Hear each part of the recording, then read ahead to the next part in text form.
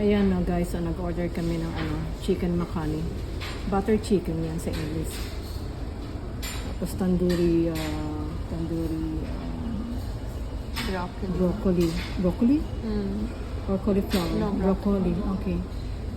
Ito yung naan bread nila, garlic naan bread. Yun ang pinakamasarap dito. Na pati ng pagkain ng Indian dish. Tapos yung condiments. So ayan lots of onion. Pag nasa Indian restaurant kayo, yan, automatic yan. Serve yan ng maraming onion. Ano ba ito? Pickle. Tapos yung kulay green, mint yogurt, right? So, iyon lang. Dalawa lang naman kami. So, kaya iyon lang in-order namin. Marami pa nga yun eh. Magkano lang kakainin ko. Hindi naman ako masyadong malakas kumain. So, ayun.